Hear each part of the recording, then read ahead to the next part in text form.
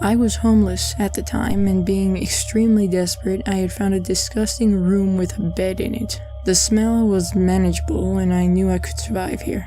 The rest of the abandoned apartments in this flat were being used, and the question did pop into my mind as to why this abandoned room wasn't being used.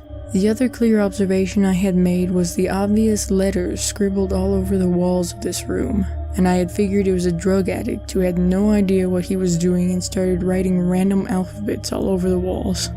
I decided to rest here and be grateful I had found a quiet room to myself. I was contemplating life. I wanted out of this sort of living, but the economic crash had sucked the life out of many people. I also noticed a ceiling fan with only one paddle attached to it, and the rest were probably stolen, and so it came as a surprise when it started moving on its own, circling with one paddle attached to it, and with no source of electricity powering it. I didn't mind at first, as it was a hot day and the ceiling fan was cooling the air. Then it started to get annoying when it would circle the other direction, and then back to the other direction. It even stopped and then carried on circling in different directions. I had no idea what was going on. Then it hit me.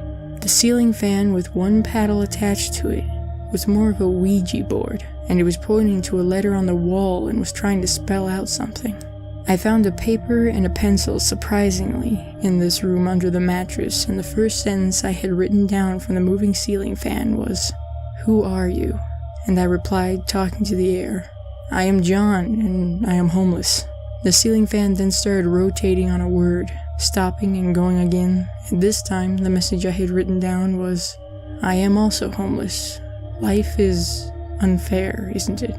I replied, "Yes, it is unfair."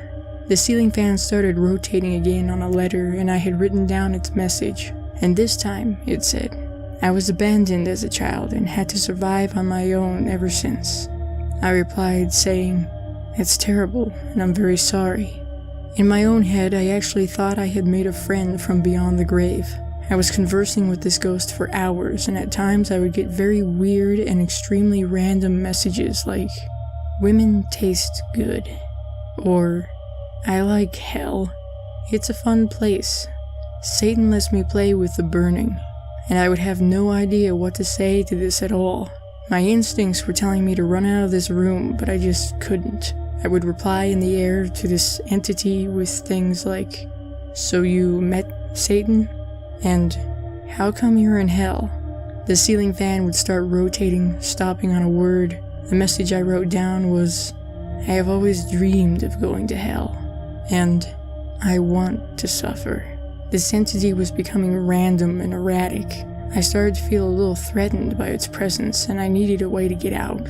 I had thought if I just ran out, it might do something to me because of my rushing and causing a scene. So I wanted to be subtle and quiet. The ceiling fan then started rotating again, and the message I had written down made me gulp. "I want to eat," I replied. "What do you want to eat?" And the one paddle attached to the ceiling fan being used by this entity physically bent down on its own, pointing towards me. Becoming increasingly scared and worried, I said, "Why me? Are you a cannibal?" The entity's message was, "How do you think I survived being homeless in life?" After that comment, I got up and started rubbing the alphabet off the wall. The ceiling fan started to shake as it had no words to point to, and I ran out. I slept outside on a park bench, and the very next day, I checked out the room, and all of the words I had rubbed out had come back again. I never did go near that room again. I also understood why the room was abandoned in the first place.